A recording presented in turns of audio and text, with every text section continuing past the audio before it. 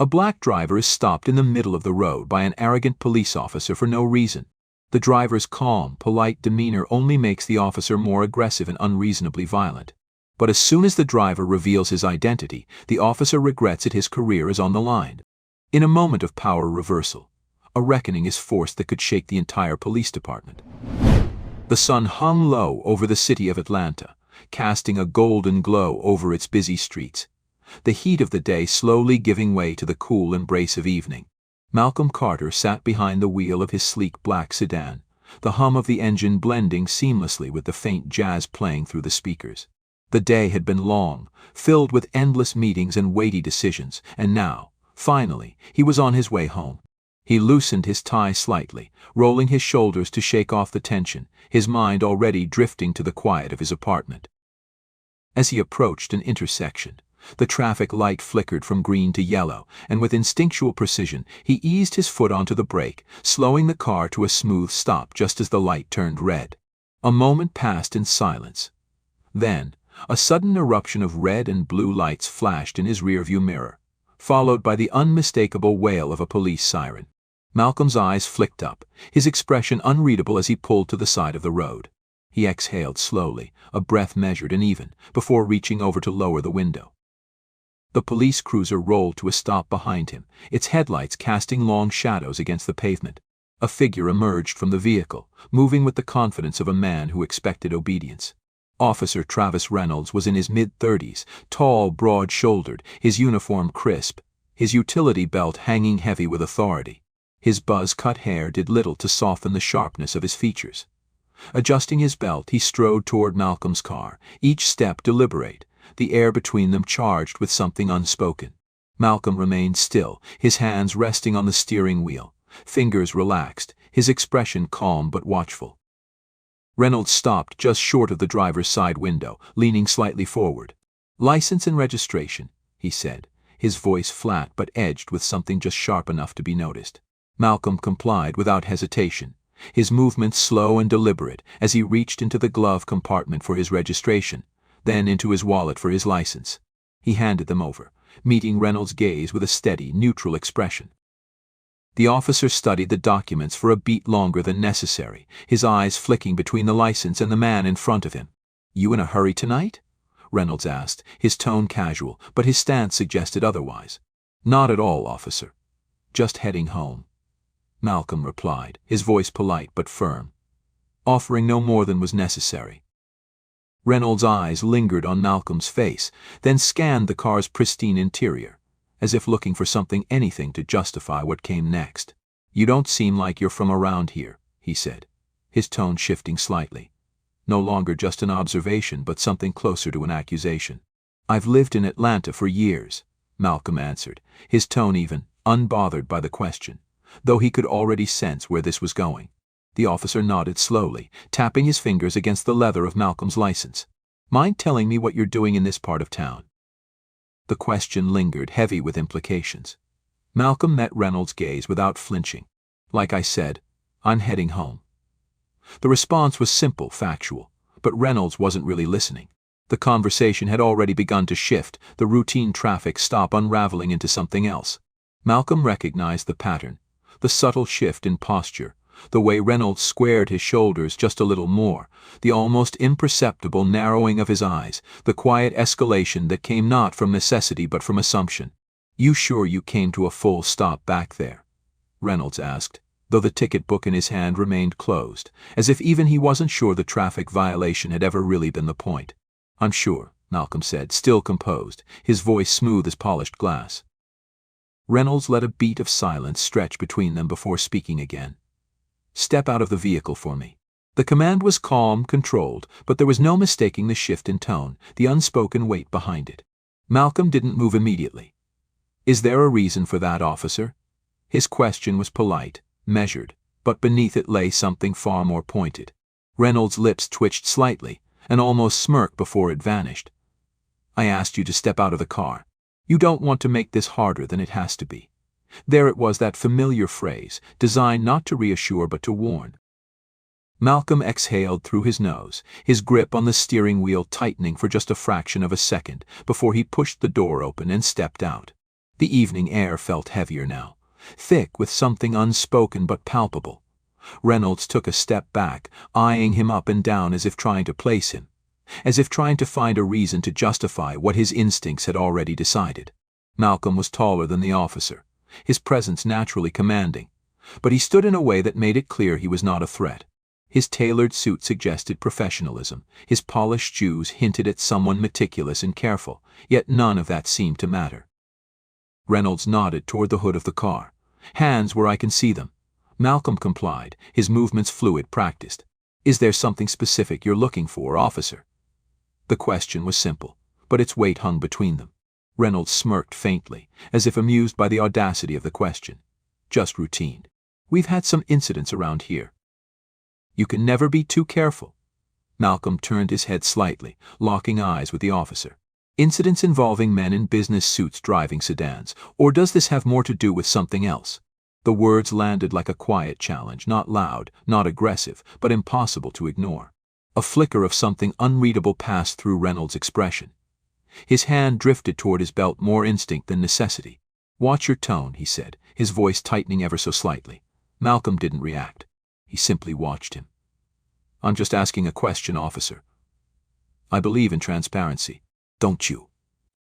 Reynolds stepped back, pacing a slow circle, his fingers tapping absent-mindedly against his holster. He wasn't used to being challenged, not like this. There was no fear, no stammering, no nervous energy to feed off of.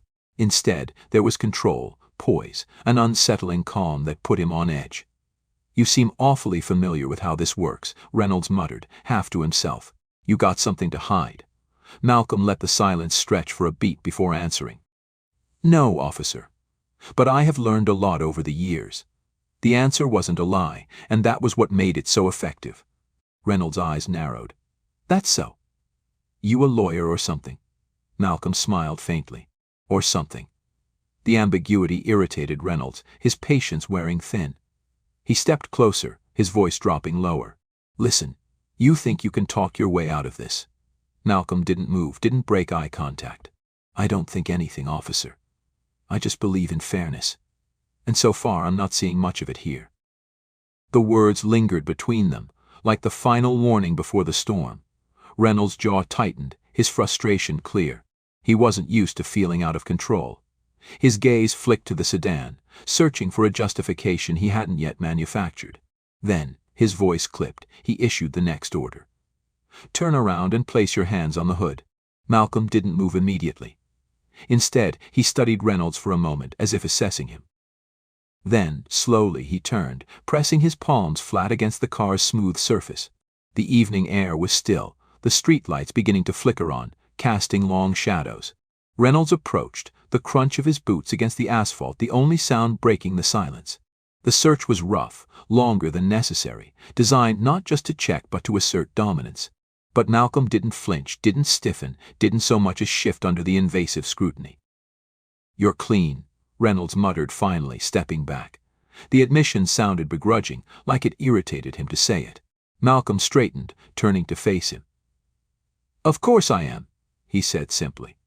Then, with a calmness that shattered the night, he added, "Now, officer, if you're done, there's something you need to know." Reynolds' eyes flickered with irritation, his jaw tightening as he took a step closer, squaring his shoulders as though to remind both himself and Malcolm who was in control. "Oh yeah," he muttered, his voice carrying the thinly veiled frustration of a man who had expected compliance and was instead met with quiet resistance. "And what exactly do I need to know?" Malcolm held his gaze, his expression unreadable, his posture unshaken despite the tension crackling in the air between them. His voice, when he spoke, was calm, deliberate. "I want you to listen carefully, officer. I am reaching into my pocket. Slowly." He paused, letting the weight of his words settle, letting Reynolds absorb the meaning, ensuring that there would be no excuses, no sudden claims of a misunderstood movement. He saw the flicker of hesitation in Reynolds' eyes, the involuntary twitch of his fingers near his holster, the trained instinct of a man who was already looking for a threat where there was none. Malcolm moved with purpose, his hand steady as he reached into the inner pocket of his suit jacket. He could feel Reynolds' tension spiking with every passing second, his breath hitching just slightly as Malcolm pulled out a small, black leather wallet and flipped it open, revealing the gleaming badge inside. "Malcolm Carter," he said smoothly, tilting the badge slightly so the streetlights reflected off the metal. "Director of Internal Affairs, Atlanta PD." The silence that followed was deafening. Reynolds' entire demeanor shifted, his eyes flickering down to the badge, his breath suddenly shallower, his mind working overtime to process the situation he had unknowingly walked into. The smirk that had lingered on his lips only moments ago was gone, replaced by something far more uncertain. Malcolm saw it happen, saw the precise second Reynolds realized he had lost control of this situation, saw the way his pupils dilated slightly, the way his fingers twitched at his sides before he forced them still. But it was too late. The damage was done, and Malcolm knew it. He let the silence stretch between them, unhurried, unyielding, letting Reynolds sit with the weight of what had just transpired. "Internal Affairs," Reynolds finally muttered, his voice quieter now, tinged with something close to disbelief. "That's right," Malcolm confirmed, slipping his badge back into his pocket with an ease that suggested he had done this before, that this was not the first time he had encountered an officer like Reynolds, not the first time he had been placed in a situation like this. The difference, of course, was that this time Malcolm held the power. "And do you know what the most troubling part of this interaction has been?" he asked, his voice smooth, his words carrying an authority that Reynolds could no longer ignore. Reynolds swallowed, his throat working around words that he hadn't yet found. But Malcolm didn't wait for an answer. He stepped forward, closing the slight gap between them, his voice never rising, never wavering. "It's not the profiling," he continued, his tone almost conversational, as though they were discussing something far removed from the immediate tension in the air. "It's not the baseless escalation, though that's bad enough. No, Officer Reynolds, the real problem here is that you did all of this without even realizing who you were talking to. You assumed I wouldn't know my rights, that I wouldn't understand the laws you're sworn to uphold. And why?" Malcolm paused just long enough for the question to land, for the silence to stretch, for the discomfort to settle in. He watched as Reynolds shifted his weight slightly, as his gaze flickered between Malcolm's face and the car behind him, as if searching for an escape from the moment he had trapped himself in. "Because I didn't fit your idea of someone deserving of respect," Malcolm answered for him, his voice as sharp as a blade, as precise as a verdict being handed down in court. Reynolds' mouth opened slightly, as if to argue, as if to refute, but nothing came out. Because what could he say? That Malcolm was wrong, that this interaction had been justified, that he had approached this stop without bias, without assumption, without the quiet, ingrained prejudices that had led him to push, to prod, to escalate. There was no defense that wouldn't sound hollow now, no words that could undo the choices he had made in the last 10 minutes. And Malcolm knew it. He let the silence do its work, let the weight of reality press down on Reynolds' shoulders. "You're going to take a step back," Malcolm finally said, his voice steady, controlled. "You're going to return my documents. And then, officer, you're going to think very carefully about what you say next. Because I promise you, we're not done here." The words landed with a finality that left no room for argument, and Malcolm saw the moment Reynolds understood that. His fingers tightened around the license and registration still tucked in his chest pocket, his jaw clenching just slightly before he finally reached in and pulled them free. His movements weren't as smooth now, weren't as sure. They were the movements of a man who knew he had been caught, who knew he had no way out except to comply. He extended the documents toward Malcolm, his grip just a little too tight, as though the simple act of handing them back was a defeat in itself. Malcolm took them without a word, sliding them neatly back into his wallet before tucking it into his jacket. He stepped toward the driver's side door, his movements slow, unhurried, controlled. But before he slid inside, he looked back over his shoulder, meeting Reynolds' gaze one final time. "Remember this, Officer Reynolds," Malcolm said, his voice quiet but firm, his words carrying the weight of something far greater than just this moment. "The badge doesn't make you better than anyone. It makes you accountable to everyone." The words hung in the air, a statement, a warning, a truth that Reynolds could not ignore. Malcolm held his gaze for a second longer before stepping into his car and closing the door with deliberate calm. The engine purred to life, and as he signaled to merge back onto the road, he caught one last glimpse of Reynolds in his rearview mirror, standing motionless in the fading light, His confidence shattered, his future suddenly uncertain. But for Malcolm, this was far from over. His next move would not just affect Reynolds. It would ripple through the entire department. The drive home was quiet, but Malcolm's mind was anything but. The encounter played over in his head, not because it was unique but because it wasn't. Reynolds wasn't the first officer Malcolm had dealt with like this, and he knew he wouldn't be the last. But this time, things would be different. This time, Malcolm had the authority to act. And he would. The next morning, as the early sunlight streamed through the blinds of his office at the Atlanta Police Department's Internal Affairs Division, Malcolm sat at his desk, a file open in front of him.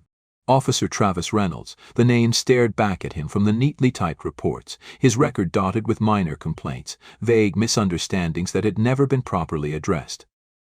Malcolm leaned back in his chair, fingers steepled as he studied the words on the page. This wasn't just about one man. This was about a culture, a system that allowed officers like Reynolds to believe they could act without consequence. And if there was one thing Malcolm knew, it was that culture started at the top.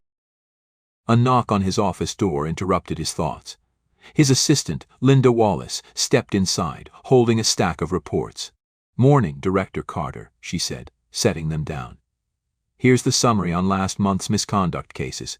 Also, Chief Daniels wanted me to remind you about the department review next week."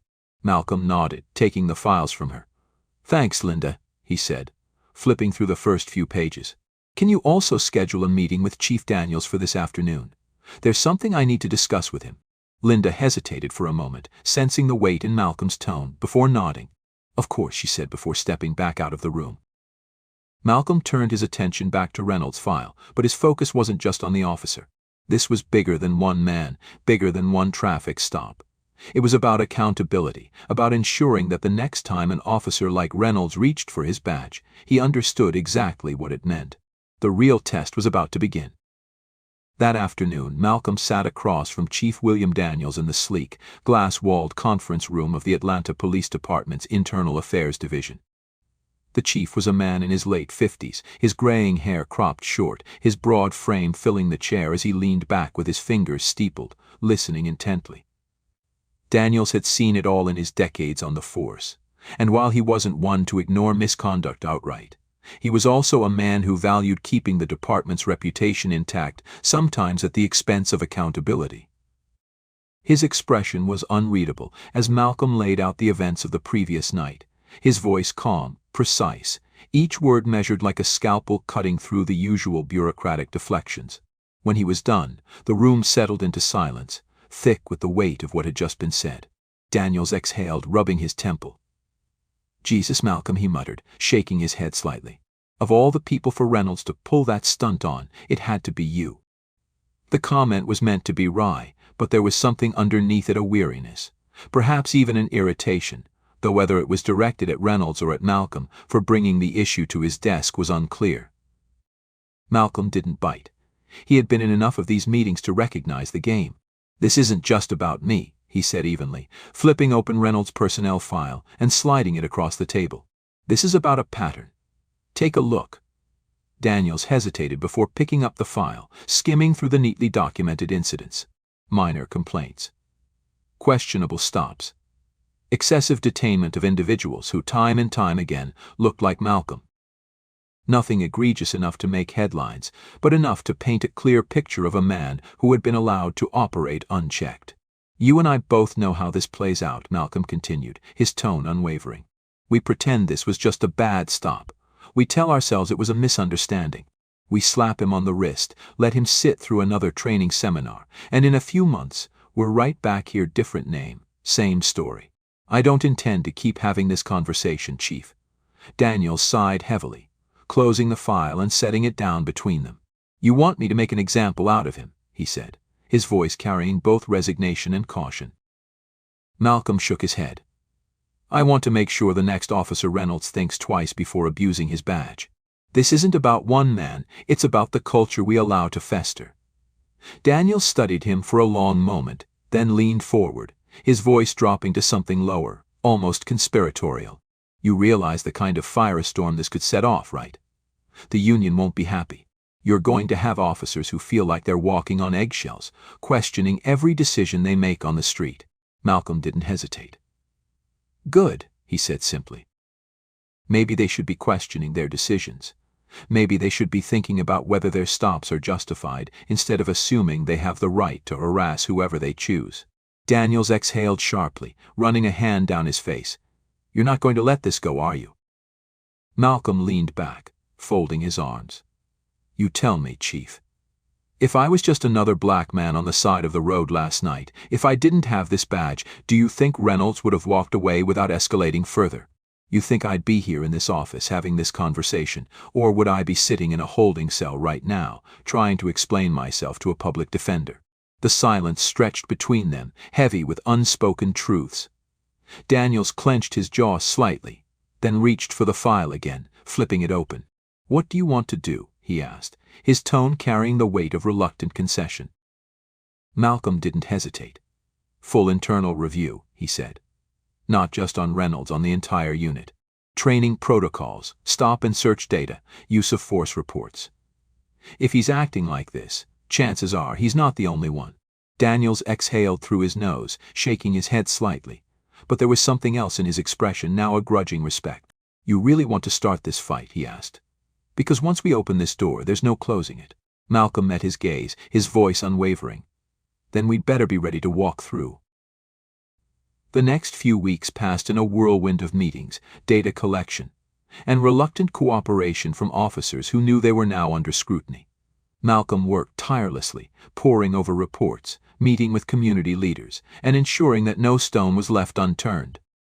The Reynolds case became a catalyst, a spark that ignited a much larger conversation about accountability within the Atlanta PD. Some officers resented the scrutiny, whispering about how internal affairs was going too far.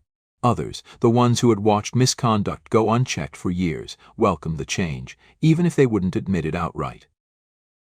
As for Reynolds, the internal hearing came swiftly. Malcolm sat across from him in the dimly lit room, watching as he shifted uncomfortably under the weight of questioning. The confident officer who had once smirked at him on the roadside was gone, replaced by a man who knew he had overplayed his hand.